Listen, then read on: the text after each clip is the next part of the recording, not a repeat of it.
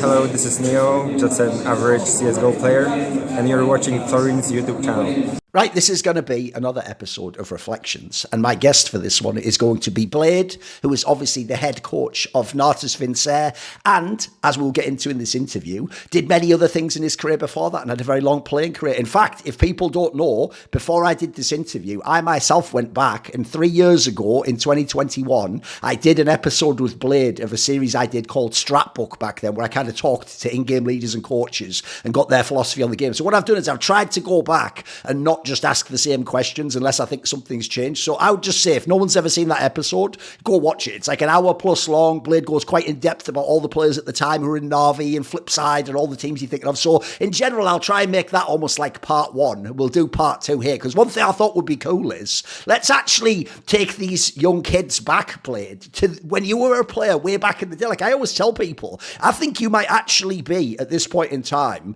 the most old school person still active in esports. Like, you know, maybe like Neo and Taz are up there too, but I don't think there's many more people who are still working in the field. Like, if people don't know, you quite literally were playing in like 2003, like over 20 years ago. It's a long time ago, right? Do you think of yourself as a elder statesman in Counter-Strike? Yes, it's true. I really remember very, very old times. If even 2001, first time I came to WCG qualifiers in Kiev. That was the first time I actually witnessed that and realized that there is a bigger scale of this subculture world, and it was very, very surprising actually. And at that time we were watching a lot of demos of, let's say, like Hitan, Potty, Spawn. Sure. There was crazy like times. Like I remember, like I was watching in 2000. I was watching like Aztec demos. People were playing Zeus 3, Forces 4, even more other nicknames. I don't remember all, but Right. I remember like sometimes I saw them and I know, I remember this guy. I was watching his demo. Yeah, like Al, Fisker, all this Potty, even more old school. Sure. Even before them, I remember. Sure. By the way, one thing actually, that's a perfect lead-in to ask you about Blade, is one of the things that actually, I'll give a bit of an intro for people who don't know my own interest in the CIS scene, as it used to be called back then, which is, I used to know about the absolute best teams, the ones that came to the West, like Virtus.pro's lineup when they came beat SK, or M19 back in the day from World Cyber Games. And so I remember when I looked into, I'm going to say maybe in the mid-2000s, actually around the time of your amazing gaming team, when I looked into the region, I was thinking it was going to be like every other major region. And if people don't know, even in places like Sweden, like, yeah, if you have like a Swedish World Cyber Games qualifier, it'll be really competitive. Like the top 4 or 5 teams will be really good. But I don't think people know that it was like this in the CIS region. Like what I found out that not a lot of foreigners knew, Blade, is that arena, the cyber arena on that famous Getmana Street or whatever it's called in Kiev, was already being used for tournaments way before us Westerners came with the Arbalet years. And so this particular venue in this area, if people don't know, almost, I'm literally not exaggerating, every few weeks to every month or so, there was a LAN like in this area where all the Russian teams would come, Kazakhstani players come, Ukrainian teams. And so if people don't know, if you ever go back on the Wikipedias, you played a million tournaments back in the day, like what, long before you became famous like to the West, right? Like it was a very competitive scene. It looks kind of like Blade. It must be really satisfying to work your way through that, because you can kind of see month on month, you know, like where you stack up. Can you beat like the Virtus.pro team, or can you get them? What would you say about this? Maybe people don't understand how competitive it was back then within Ukrainian and CIS scene. I think that at some point we were fully confident in the thing that our scene is much weaker than European one. Right. Like I said, in 2001, 2002, nobody was even traveling around. Like I think the first Ukrainian team that went to international tournament, I think it was only WCG. I think it was the one with Only zero gravity, right? WCG. The guy from NAVI. No. I mean, WCG like 2001, 2002. Oh, right. Every time Okay. Right. Okay. one Ukrainian team was going like abroad, Right. and they had no success. Right. No Sure. success at all. And I think first team that had international success a little bit was Pro 100 in 2000, maybe 6. I think so, or 7. It was maybe in Monza, in Italy. But it was, Right. I Yes. think they qualified like deeper than Yes. other teams before, maybe top 16. And when we in 2007 in Seattle, when we qualified, placed bronze, top 3, it was the first time like Ukrainian team succeeded on international level, like Steam kind of. Sure. And that's why I'm saying that we understood, we knew that we are not so strong. We're like always watching and learning from other top Right. European or like world teams, let's say American or Brazilians. Some like MABR was at some point also good. And the most important thing that you're saying we were competitive. Yes, inside our bubble. Yes. Of course. But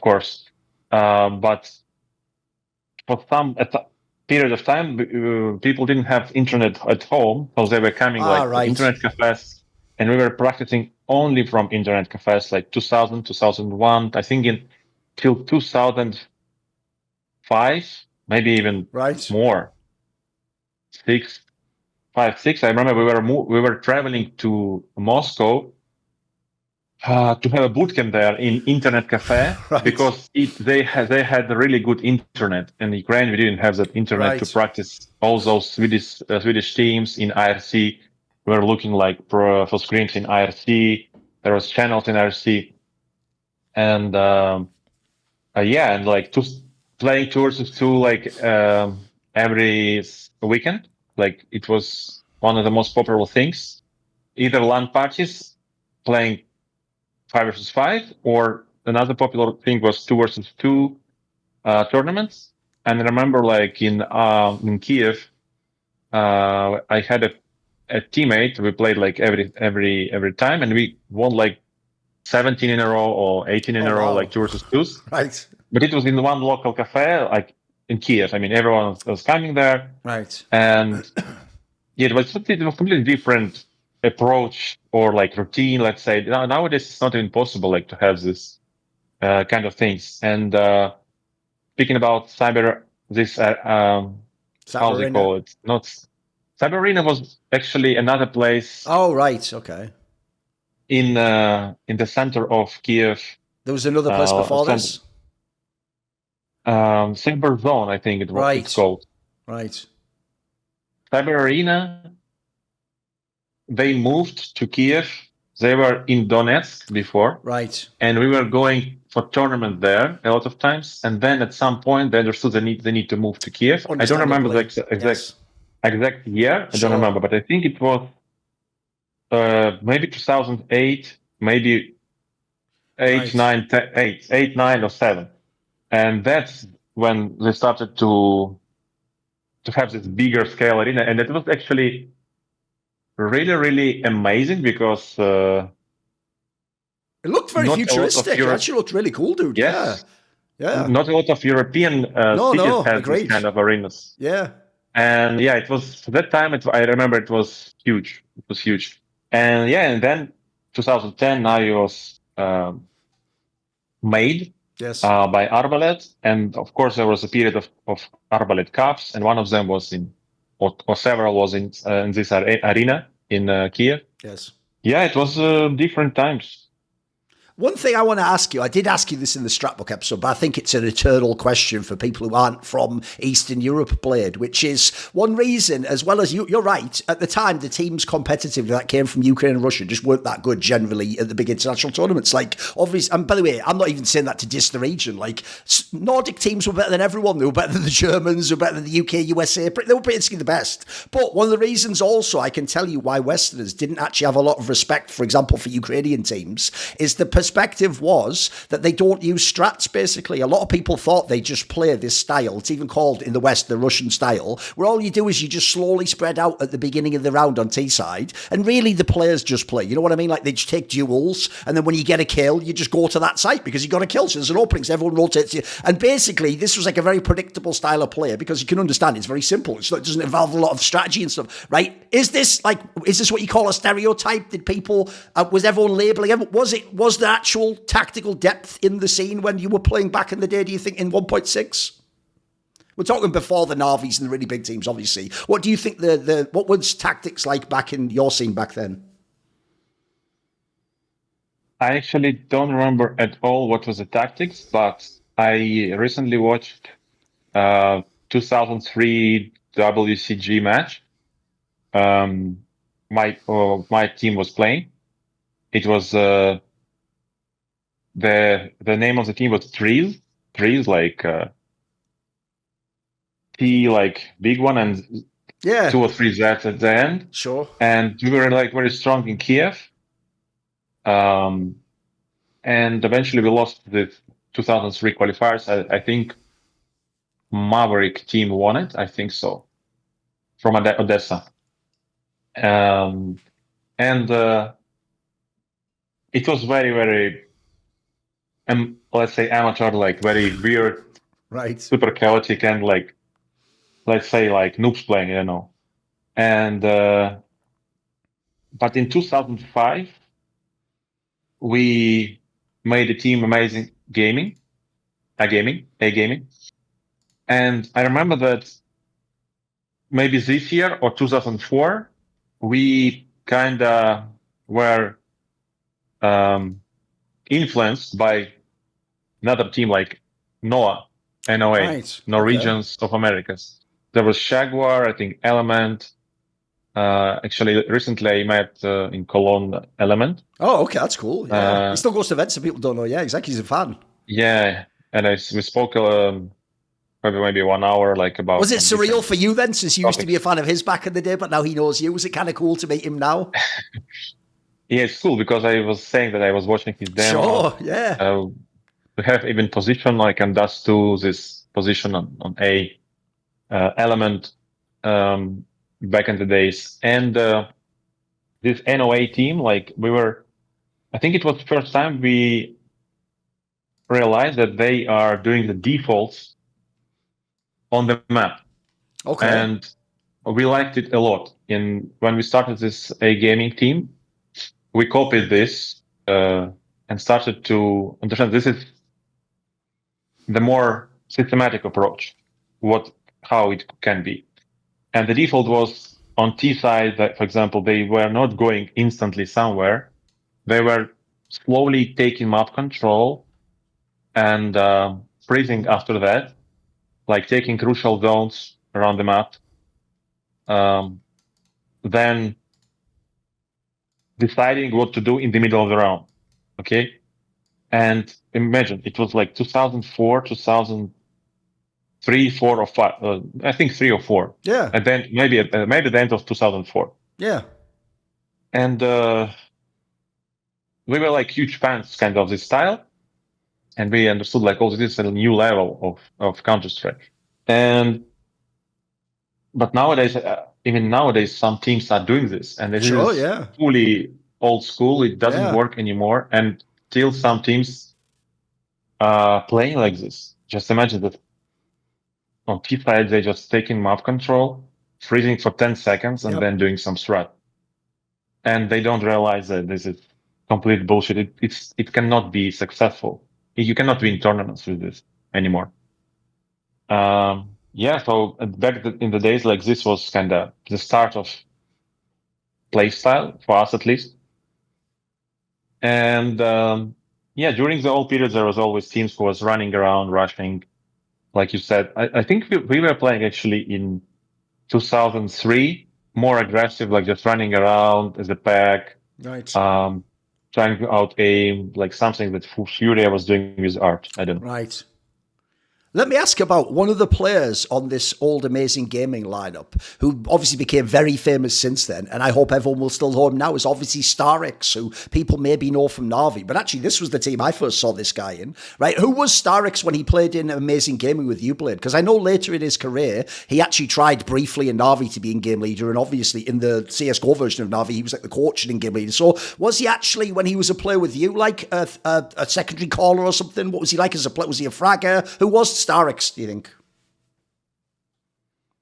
For example, I was playing in Diosoft team. I was playing in Diosoft. Let's say like one name was Zeus, another name was 5 Stars, and starix and Strike was playing in another team called GSC Game World, leading by I think Zero Gravity, the Right. owner or like The founder of NAVI, not owner, like founder of NAVI. Also, there was Waze, another player like Waze. Played with you a long time, many years. Or let's say Wise, yes. And we also had Enix. And this is how we like gathered the team. We decided like from these 3 teams. I don't remember where Waze was playing, actually, I think Powered by or something. And that's where we started to take this, to create this team, how we created it. And starix back then and Strike was 2 super aggressive and super sharp mechanically aimers, riflers. He was, I think, I don't know how to compare him nowadays, but he had kind of unique mechanical skills, or his own style. I think he had kind of high sensitivity, right? Really crispy aim, like movement, kind of fast, also like feeling the game.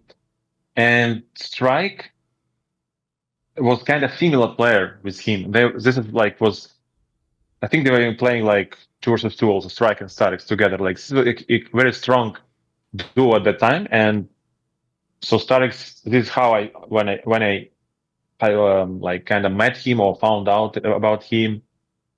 And that's how we built kind of a gaming. Then I think he was moving to another team, Explosive, at some point. And I don't remember. I think he came back in 2007. Yeah, and I think he was with us in 2007 in WCG. Yeah. Looks like. Let me ask about that then.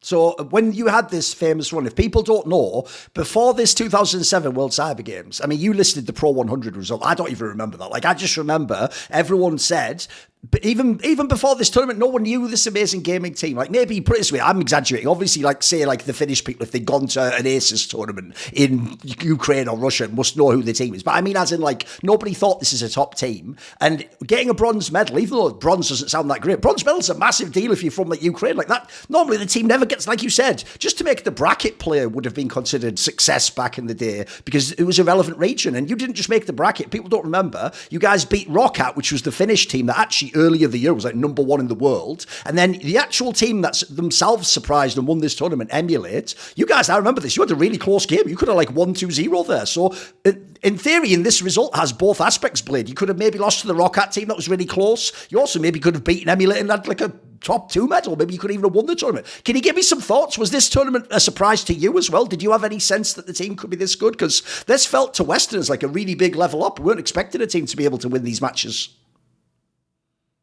We were surprised a lot because, like I said, before this result, Ukrainian teams were not succeeding at all. Even we didn't have any top eights, I think. I don't think so, no. And we won. Yeah, we actually played very, very close game versus Emulate, and MTW was in the final. I think it was same vibes as nowadays people doing magic on majors. Right. Same thing, like Cinderella story, let's say. Right. this is first. I think this is the first time when I felt it, kind of this feeling like that you are underdog, beating a favorite and moving like even semifinals. When we moved to semifinals, we were so happy, like so proud. Sure. It was a huge result for Ukraine, and yeah, it was a little bit. I was a little bit shocked, surprised in a good way. Um, mm, I think it was this moment when you already satisfied with the result, top 4, Right. but still, yeah, maybe this was a little bit, but Chaos House also was playing with us this tournament. Yeah, House starix. I think starix was with us. I think so. Yes, I'm pretty sure. So it's quite interesting lineup actually, and yeah, after we won, we kind of realized that we can do more, and that we can play. Emulate is not also super favorites, and we thought that we can maybe go into grand finals. But then we were so confident versus American team, North American team, like Amazing Game, it was called. Yes. Yes, mentioned like it was Amazing Gaming, and we also like A Gaming, which also means amazing game. It's pretty ridiculous. Yeah, true. And we were, I don't know how to describe it, but we were so confident that we can win them. Even if I think it was OT on train, but we were playing so loose, like we were so confident, like Right. we can still manage to come back. I don't know. We were like, we had wings kind of at this moment because we realized that we are not so what we are capable of. Yes. Kind of. One thing I wanted to ask you was, it feels like when I went back and I was looking at the lineups and the years we're talking about, like this result is obviously towards the end of 2007 when this big result puts like Ukraine and your team on the map. If people don't know, NAVI started at the beginning of 2010, so that's a couple of years later. And in between, actually, this result kind of did make Ukraine relevant. Like I remember around this time was when you did start to see like the best Ukrainian players could also play like in the Russian teams, for example, or you could have like super teams, and suddenly it wasn't just one good team from the region, it was a couple. And one thing I wanted to ask was, in your team, it looks like you took this result of the World Cyber Games bronze, and there was a lot of roster moves after that. Like, it looked like your team tried to capitalize on this, because I remember it wasn't that long after that, like the next year, you guys, if people don't know, everyone knew in the scene, Marklov and Edward are like the next talents. Like, anyone who watches a demo, you could just see it with your eyes. It was obvious. I remember you guys had Marklov, but only for like 2 months, then you had Senia for a little while, you had Hooch, and you were trying different people. Were you trying to actually like make this like a top team that could be international already before Navi? It seems like the chance was there. Maybe like Markov was good. At that moment, it was hard to. There were no contracts. People Right, can just right. leave your team whenever they want. And I remember when we got Markelov, I think it was the same tournament we played with Hooch in Kiev. Like there were Hooch, Markelov, this lineup. I think so. And then we won. I think we won the tournament. I think so, and yeah. Markelov still wanted to leave to another team. I think it was DTS because he was wanted to play with his friends. Right. I think it was crucial for us because we were relying a lot on him, like on evolving with him. He had a huge potential, and yeah, eventually we lost him, and then there were some changes. I don't remember who we picked up, but yeah, there was always this kind of, I don't know, maybe depends on mood or depends on like surrounding you by your mates or like people who are more comfortable for you, like when you're feeling more. Did you prefer way, that? like, are you someone who prefers more like someone I'm familiar with as opposed to just be like, like Navi now is like a professional sports team, it's not about being best friends. You do that after. Back then you prefer people you're comfortable with? It was kind of culture. Like people, right. It was normal. It was normal to do like this, right. And it was fully amateurish, not professional at all, and nothing you can do about this because there was no salaries, nothing. You just believe like it's kind of. You just need to make them believe that your project will be successful. And also another like team from Kharkiv was like Pro 100, and there was always Edward, Kane, Zeus, not together, but eventually they were together. I think Kane was before, and Kane was even playing in 2003. Yeah. WCG, they won us, my team on qualifiers. He was only one there. Actually, Edward was also, I think, there. I think he was Edward also around and back Kane in the was day, yeah. Kane, Edward was in the same team playing versus us on Inferno, like Trees versus Pro 100. It was semi-final of WCG qualifiers in Ukraine, and they were kind of always our contenders, like Pro 100, and then a gaming. At some point, for 1 or 2 years, GC Game World, like with Zero Gravity and Wise, Uho, the guy was playing there. They were winning a lot in like fully, not a lot, but they were winning like tournaments in CS. They won, I think, in 2003, very huge for CS scale tournament in Moscow. It was in Flashback Internet Cafe. The prize pool was $5,000. Wow, that's a lot back then, yeah. Sure. Yeah. And every team from CS came there, every team, and M90 was favorites. Virtus Pro were there. Like a lot of teams was there, like, and even Hellraisers, which is completely different. They were from Dnipropetrovsk originally. Hellraisers was the team was playing actually in 2002, 2001. There was like first pioneers of like Ukrainian Counter-Strike, and then some Kiev organization people took their name and created another later. But this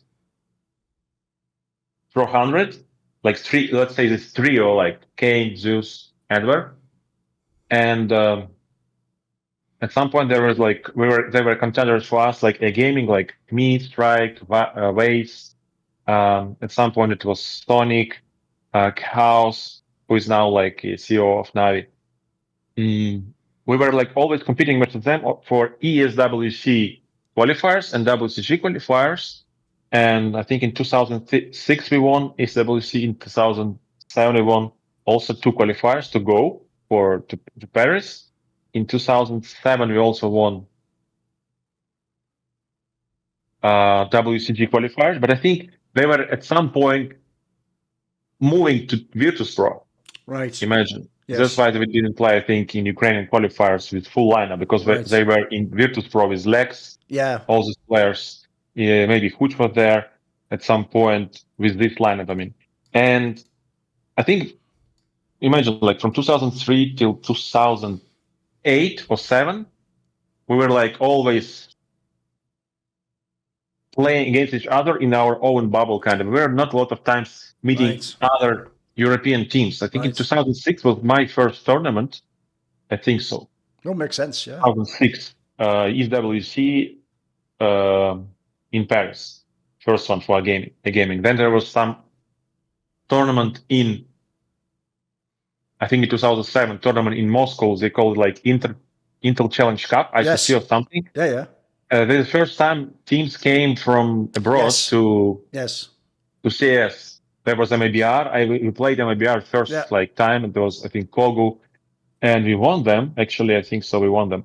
And I remember, like, for us, MABR was a very strong name, because I remember they won ESWC and FNX was first, the youngest champion of the world. Like, I think he was 16 or something. It was completely different times. Very interesting. Very good memories.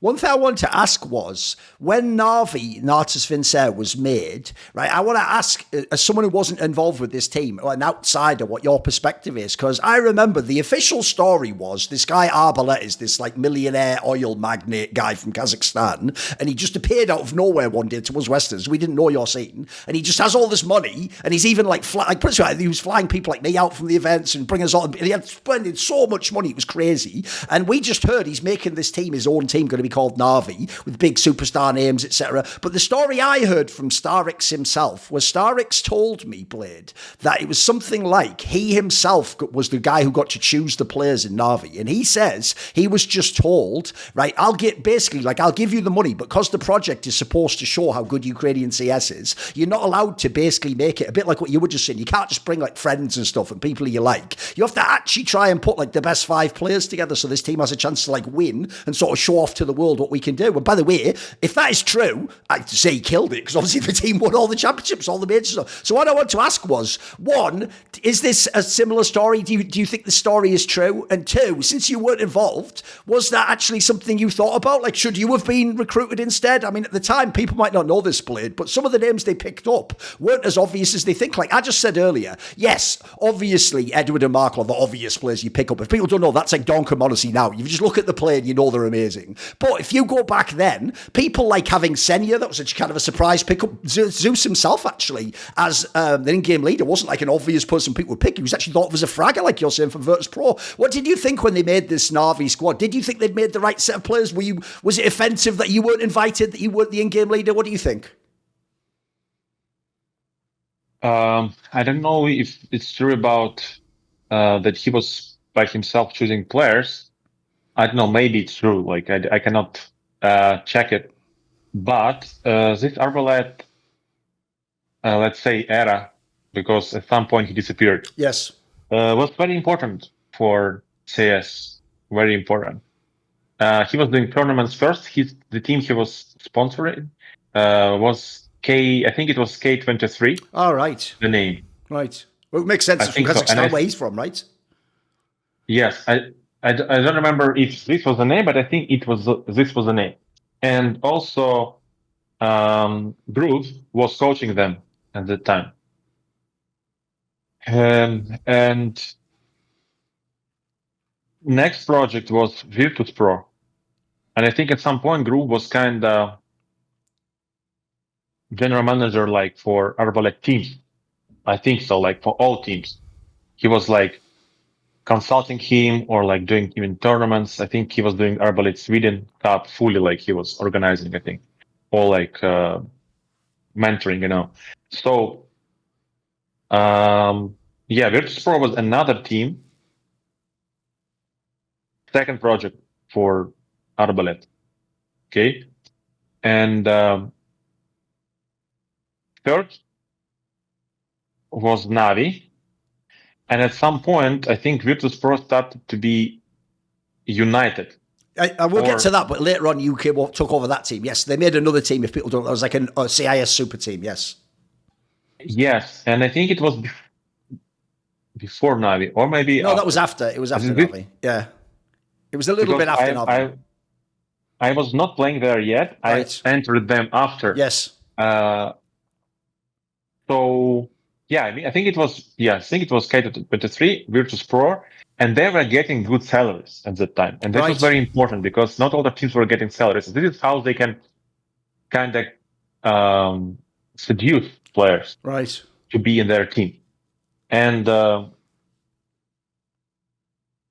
NAVI was third project, and after this was United.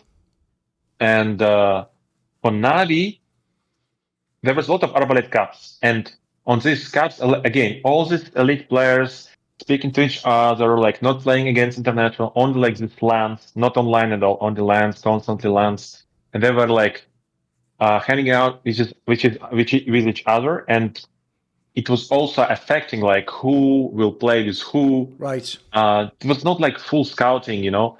And at that moment when NAVI was built, I think they were first KerchNET. The team was KerchNET. Yes. About Senya, we were going to Moscow to Azov Cup or some other cup. I don't remember. MTW, I think, won it. Right. With Virtus Pro in the grand final. I think we played third, and we didn't have a player. I think this is the tournament we're talking about. I think it's the Intel Challenge Cup, mate. I think it's the one we're talking about. No, Intel Challenge Cup, maybe the same names, but Intel Challenge Cup was in some big area, and the tournament I'm speaking about, I think it was Azov, Asus Cup, and it was in internet cafe for fair game. enough. Okay. There was a little stage, not like huge an arena, but still Right. like a little stage, bar. And this is the tournament where like Senya played 0-15, I think. Oh, the famous one with the This is- screenshot. Yes. Yes, this is where he had this like T-shirt, everything. And this was his first, I think, big tournament because Right. we called him like, because we didn't have a player, we were scouting, and I thought that he's trying really hard in Lviv and his team.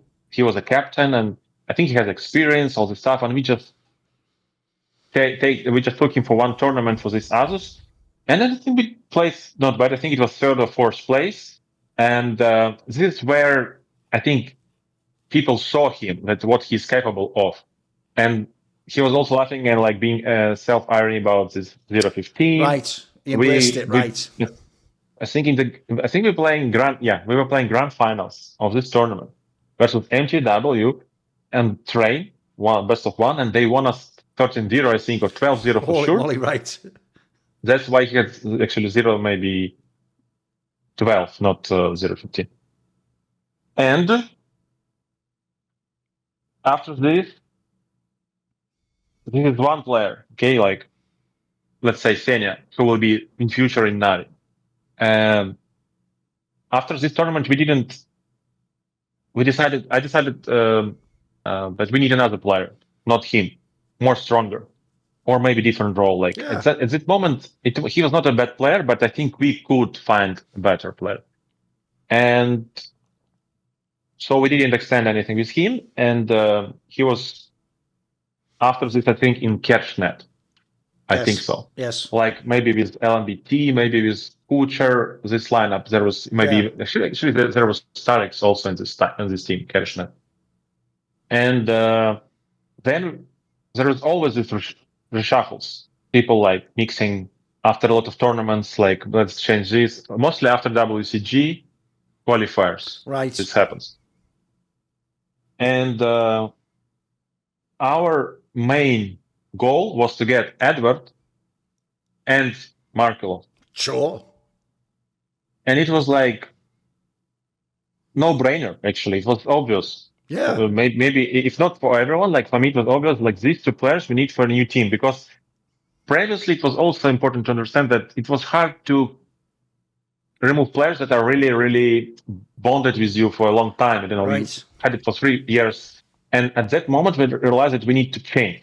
Like it's time to change the lineup. Gaming, I mean, and Vase was moving to some other team or like finishing completely. And this is the moment when Navi was kind of about to build. Maybe to end of 2009. Yeah, I think this is right. Right. Yeah. And we wanted them, and I had an offer from DTS. There was a guy who was also had sponsored like money from his. Was his dad or something? Let's say he was kind of rich. Like I think his nickname was Pops. Yes. But it is, if people And don't know, Blade, it was one of those scenarios, as far as I know, where he just gets to play because it's almost like his dad or something's a millionaire and he pays for the team, right? Yeah. And I had an offer like to build a team there. Right. And we were offering, obviously, to Markelo and Edward. And at the same time, I think starix was offering them something better. Right. It was obvious, like bigger salary, like this great team. And so yeah, starix, I think, was playing against KerchNET. Edward and Markov, I think, was already playing in the same team at that time. I think it was DTF, actually. I think so, yeah. Yes, and then they moved. starix picked Zeus from, I think it's from Pro 100, or actually he was also in KerchNET, I think. I remember actually we played one tournament with Zeus. Just one though, yeah, exactly. Like a standing, we came to Moscow, to Asus Cup again. And this is the same period of time when people was about to build new team. Okay. Like reshuffling fully Pro 100, fully core was removed, gaming core was removed, and everything was rebuilt fully, like from the scratch. And this is a huge kind of at least Ukrainian reshuffle, and eventually starix picked like this Edward Markle of Zeus, and I think Senya was kind The of last pick, right? I believe there was even someone else they were thinking of taking, and then they took Senya last minute, right? Wasn't it like a friend or something they were going to take, right? I think they didn't pick. I think this is not even like a secret. I think it's like I believe they said it publicly. It wasn't even anyone that anyone who Western would know. It wasn't a famous name. It was like a not as well known name as far as I remember. I think they were offering to Angel. Oh right. Yes. Okay. Yes. I think they were offering to Angel, and he declined. Right. Wow. I think maybe starix was gathering everyone, and he had a vision like of kind of best players, and I think they gave a chance to Senya, and I think they wanted to see how he will show up, kind of. Right. And interesting that it was important piece eventually, because this showed to you that it's not about star players, it's about a team. No, if people don't know Blade, the analogy would be Senya back then was doing a role a bit like what Perfecto did in your Navi, if people know, or that sort of a player, right? Where they're playing like the dirty roles, as you call them. Yeah, kind of like this. Yeah. Not the star player, but who could create some space, who could do smart moves. I think he was lurking actually. Yeah. In Inferno, he was lurking like Robs nowadays, Beat nowadays. Very basic role kind of. But yeah, eventually, like I said, it's important to have in your team not like all star players. It's hard to balance out them, you know. And who knows, because Athena Dragons couldn't succeed eventually. Yes. Too many star players. Yeah. And this is how kind of Navi was built. And at the same time, we built DTS, and we were like far behind them, kinda. But still, like, fun fact, I think there was some qualifiers in Dnipropetrovsk, and I think this is when we won either match versus them, or their first loss, or map. I don't remember actually. I was hoping something like this. I remember. Is it something like, like they were succeeding a lot on international level, but when you come to it was way closer when they came to the regional ones, right? Yes, they more relaxed or something. Right. By the way, a question I have, since you got to work in CSGO with Zeus, I want to know, as an outsider, what did you think when he was the in-game leader of NAVI Blade? Because I'll just say, I'm someone where, obviously, at this time, I couldn't speak any Russian or any other language, so I can't know what these people are really like. I have to just look from what you call first impressions. But when I first met Zeus Blade, I would never, ever imagine he could be like a mastermind or an in-game leader. If people don't know, his personality is more like gels. He's like a really crazy guy doing all like funny stuff and silly jokes, and so at least to the Westerners, mate. So I remember thinking, like, is he really doing the in-game leading? Do they just shoot people? Like, what's going on in this team? Is he pretending to be this crazy character? Is he actually like secretly a mastermind? What was he like back in 1.6? Do you think? Do you think he was actually like a full-on in-game leader who like tried to be very tactical and break things down? What was your sense? I think he was more tactical in Gambit. Right. I think so. But in Navi, they were more like, it was more about skill team, in my opinion. Like, they were playing in a very basic Counter-Strike, but on the highest level. Like, individuals was crazy. Like, Edward and Markelov, like, was the same duo, like, I think, like, Electronic and Simple. Yeah. No, they were amazing, yeah. Or get like in f0rest type people, yeah. Incredible players, yeah. And I think to have this kind of duo, it's already a huge thing. Yes. It's like you can beat so many teams. And then on top of that, you have starix, who is like very, very good individually, like kind of, let's say, very good, yeah. Let's say he was in the shadow of Markelov and Edward, but he was very, very strong. I'll give you the analogy, Blade. Obviously, they're different players, but if people want a modern-day example of a team, obviously, in G2, it's all about Nico and Monacy, but that Malbs guy was really good too, and he could win you a game too. It's kind of like that, right? It's like the third guy who comes up and then you're just unbeatable when you have those players, right?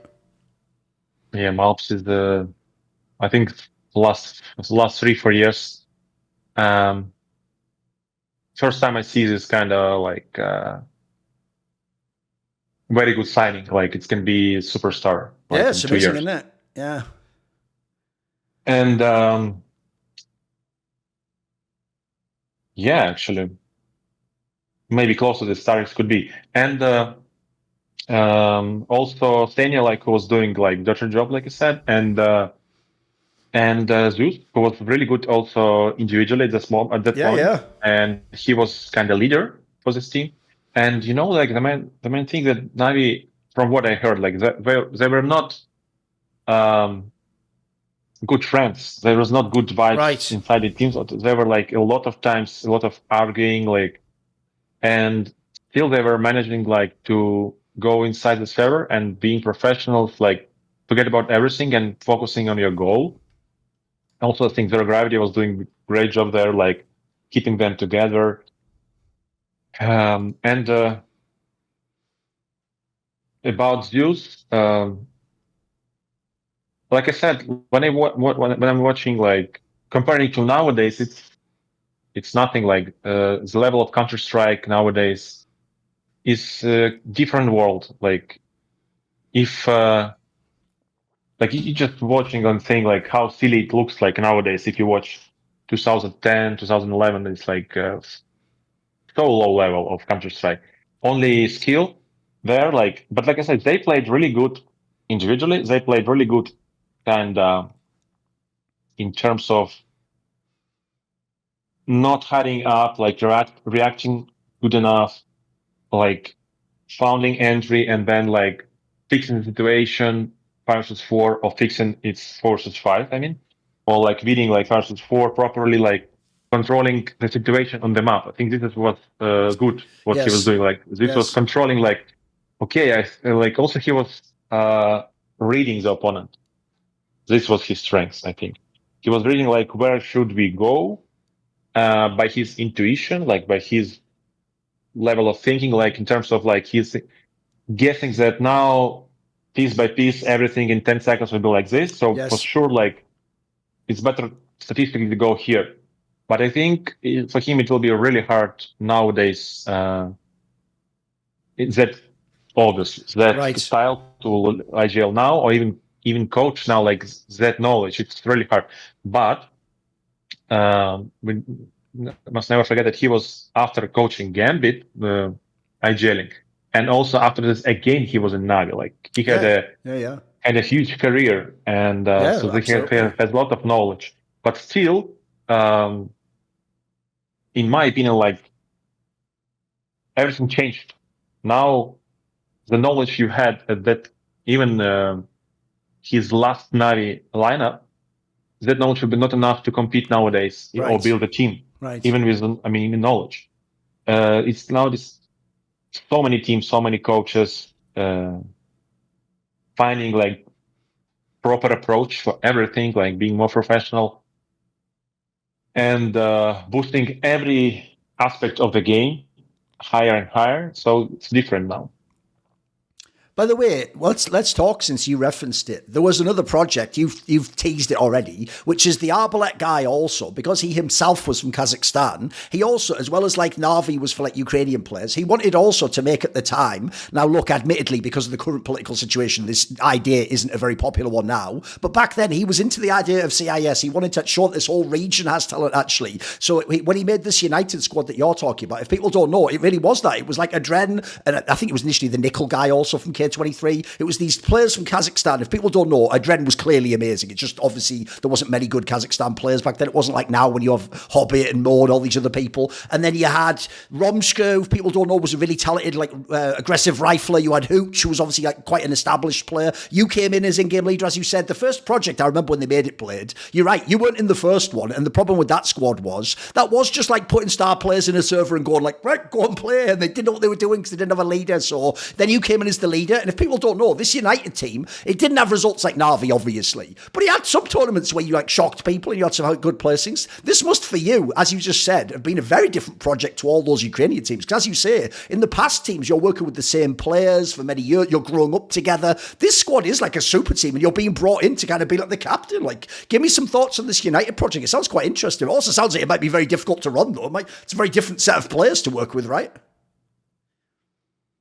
Yeah, that was an interesting project. It was very important experience for me. And for example, Finn, who was analyst for a long time. The one from Virtus.pro, if people don't know, he still works now, most recently with like Paravision or something, right? He was together with me. We were doing the beginning of Gambit Youngsters. Yes. Only the beginning, like when I was coaching Gambit. Groove told me like I said to him that I can create academy for them. Right. And then he brought Finn like as a coach of this academy team, and we were like with him together finding proper pieces. Then I was moved to NAVI, and he started fully by himself coaching them. And I came to United instead of him after tournament best of 4 in Kiev. I was at this one. It was the event when Edward did the famous clip on Tuscan against Fnatic. Yes, it was this event. Yes. Edward. Yes, exactly. And after the tournament, I joined United, but I didn't have enough knowledge, even enough experience to manage the team, right? At all. And I think for me it was a big failure at that moment. We played really bad ESWC, and I think after ESWC they closed the project. We didn't play good in 2010. I think it was. It was only a few months. Yes. NAVI actually won it. So yeah, we fell kind of there, and there was a lot of star players like Edik, Romske. Let's say Edik, Andrii and Dosia. I think Dosia was also, no? I don't think Dosia was, no. No, wait. Me, Huj, Romske, Andrii, and Edik. Yeah. Edik, Andrii. Yes, no Dosia. Dosia was, they brought him after I left, yes. I think. Yeah, something like that. And they were like meteor makers or something. There's a lot of different stuff. Yes. And at that moment, Andrii was huge star at that moment. It was similar to Edward. He was very strong. And I think Edik was oping a little bit. Yeah, even though he used to be an in-game leader, Blade, I remember the Edik guy. You remember he was in like Moscow 5 after this. Dude, this guy was the craziest player ever. I said this in my Dosia interview. He used to, as the in-game leader, he would call to do Deagle Force Spies on CT side of Nuke, which is like, that's like, what? Like, that. And also, everyone on that team was buying AWPs, mate. You know what I mean? Like, it's a weird thing about the Russian team. They all used to try and be AWPers, like 3 AWPers in one team or something. You know what I mean? Yeah, that guy was crazy. Crazy. He had his own vision, right? And I remember it was hard to manage these players. Like they all had their own opinion. They were already had a status for themselves. They realized themselves something. Like Huch was there. He was very, very big ego at that moment. Of course, yeah. Huch, yes. Romske was the most calmest. The guy who was trying to be helpful, all the stuff. But yeah, Andrii had a really big ego, Huch, and Edik. It was really hard there was no something like you can say, like, guys, it's better to do this and this. No, they were just one saying this, another saying this, and it was hard to manage them. Right. And I think that the project showed me that. Also, I didn't have confidence, understood that this is a huge actually case. Like when IGL has not listened enough. Yes. He has losing the confidence. I was playing bad individually. I didn't know who I can trust to call inside the round. Where should he go, or maybe I shouldn't call. And when we had playing the ESWC international tournament, which was very, very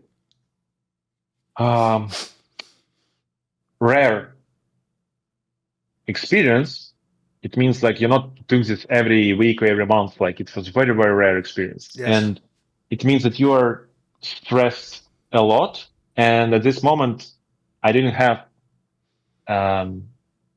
confidence. I didn't know how to manage a team on this tournament because most of the time it was everything by skill, like by ideas. Like it was hard to build anything the team, but still, like if they would give us more time, maybe we would still we could build something.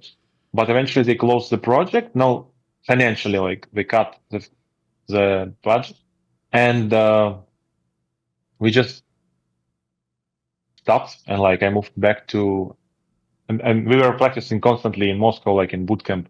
I was living there for 6 months, and then I moved back to Ukraine.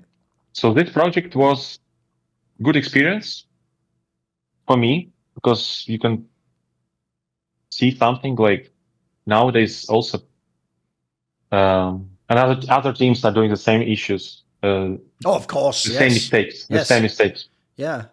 Let me actually ask you a question to follow up on that then, because I think one thing you've gotten to there, which is probably a key point for the wider aspect of your career, I'm sure now as a coach this is a factor, is what you're sort of explaining, Blade, is something I've known where when I've known a lot of people who are in-game leaders, a bunch of them had this problem. Like I'll give you 2 examples. In 1.6, there was the Finnish player Lurpus, who was a friend of mine, and he was the leader of all the Finnish teams. And in CSGO, there was the Danish player MSL, who had a lot of good teams. I can tell you both these players had the exact same problem, Blade, which I think is what you're describing, which is they are actually very good tacticians. Now, this is the key concept. I always told them the problem in Counter-Strike is we use that term leader, but leader doesn't just mean the guy who comes up with a cool idea. In fact, sometimes in some teams, I've heard, like, for example, in other teams, sometimes the person who comes up with the tactic isn't even the one who calls the tactics. Maybe that's a different strategy. But I heard basically that these guys were really good at tactics. So the premise goes, if their team listens to them and believes in them and does what they say, it'll go awesome. They'll call a great game. But the problem they always had, Blade, was if, like you're saying, you have some big superstar player who has a big ego or he just doesn't listen or he disagrees, he thinks you're wrong.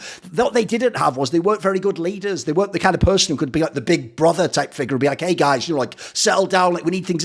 Is this something you're kind of describing? Did you have to learn? Like I imagine your tactics were good or you're good at doing your job, but to be an actual leader and to like tell big name players what to do, that's a skill of its own, right? It's something else you have to develop.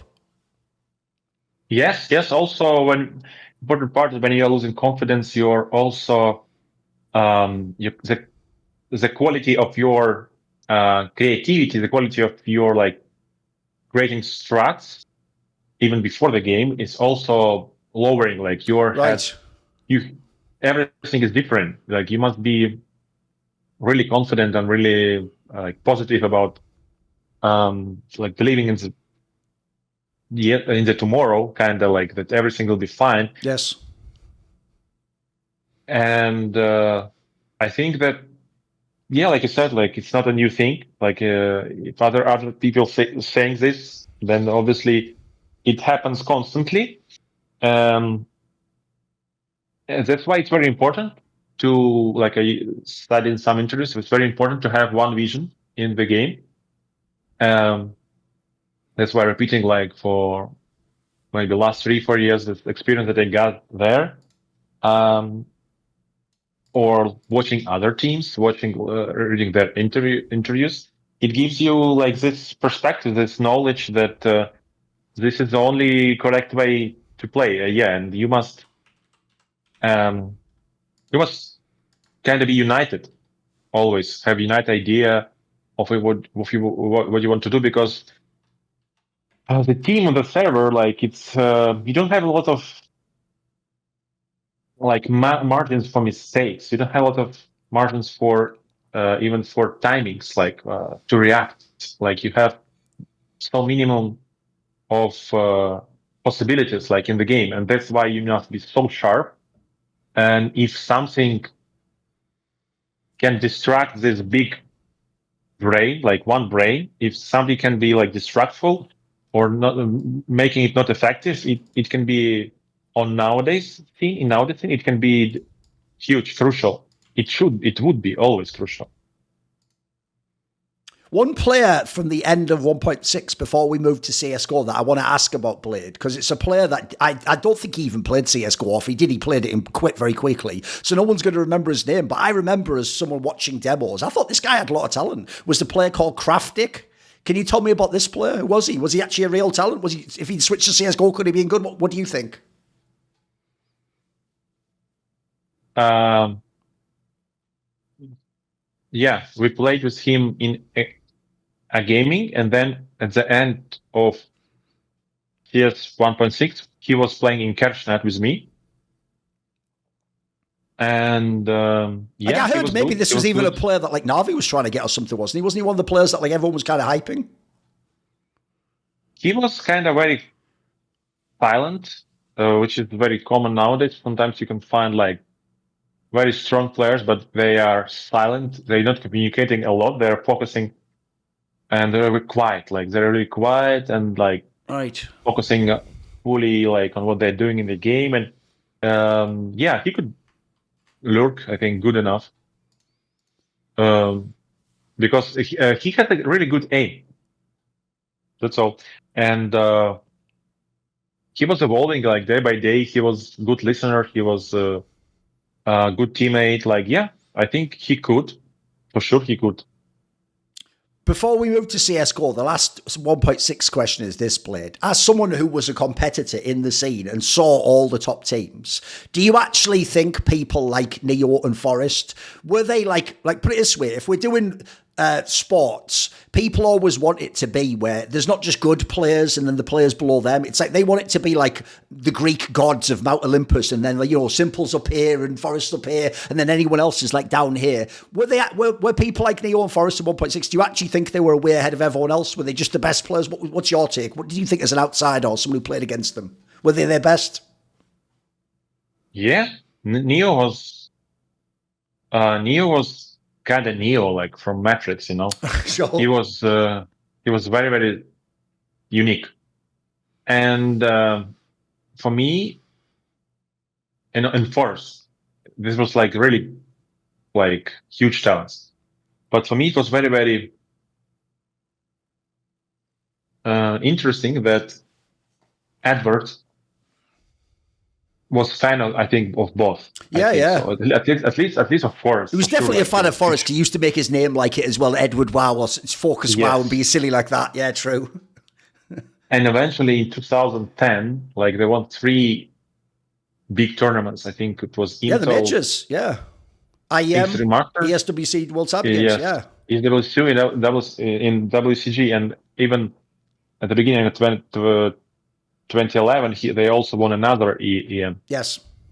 So imagine like how strong was f0rest, but eventually Edwards, the fan of f0rest, like I didn't believe it. Like he fully outplayed him. But it's sort of Blade. I wasn't on desks back then. There wasn't any analysts. But I even used to have a joke, which is like a Thorin type joke about that. My joke was eventually, because Edward used to put his name as Focus Wow to copy f0rest. My joke was eventually Focus Wow was actually better than f0rest Wow, which is like, that's obviously an insane, stupid concept, isn't it? It was kind of true. I agree with you, by the way. I thought Edward was like unbelievably good. If you ever watch his demos, the aim is like impossible. It's like Donk now. You just look at you like, how can anyone be better than this? It's impossible, right? Yeah, he was huge talent. And that for me was that was also interesting experience, it because I truly believe that like at some point, Fnatic, I think f0rest was playing in Fnatic that days, right? Or SK? SK at the end, yeah. In like 2010 when they were competing, I think it was. Oh, that was Fnatic, yeah. Yeah, it was Fnatic. Yes, and I was still believing like at some point, okay, they lost once. Then maybe second, but then they will eventually win them. They'll be the better team, right? But no, like he became like fully a better player. Yeah. And I don't know, but actually in CSGO, again, like NAP was very strong, and Absolutely. They were like had this kind of era, and then Neo. It was a completely different time. I don't think that people could learn as much as nowadays. And when you are witnessing like from nowhere, like for me, like it was from nowhere, like Poland, Olden 5 just won tournament. Of course, And then they became like one of the big favorites for like other tournaments day by day. It was incredible. It was unique. Like nowadays, it's mostly impossible. Like that somebody from nowhere will win a major. You always see the players. The analogy now would be like if Mongols actually won this major. They didn't just make top 8. They actually, if they won the whole thing, think how crazy that would be. That's like what it was like when this team came out of nowhere. Yeah, for sure. Yes, I agree. But still, Mongols was, for example, winning heroic like last year. Oh, right. I see what you mean. Right. In this best of like some tournament. It was also like huge, like because you see them constantly. Right. For last 2 years, I think they were like showing good results. But when I think Pentagram was the name. Yes. When Pentagram won, it was unbelievable. Absolutely. And it's a new name of the map kind of appeared. Yes. They say no man is an island. We all need people who've got our back. And supporting me and the content on my channel are the following people: Matt Pugnaccio Racula, The Concept, Animosity, Bane Diesel, Ben Glass, Jason, Jensen Gore, Tosh, Toucan, and you know it. Always a special thanks goes up to my main man, Jerky's Minion. Do you want to ask a question for my video AMA? Do you want to take part in one of those lengthy discussions where I talk about whatever topics are on your mind? Do you want teasers, find out who the upcoming guests are, or maybe even to suggest a guest or a topic for my content? If any of those perks or others catch your fancy, well, put your money where your mouth is and join the Skrilluminati today, where? In the Patreon link in the description box below.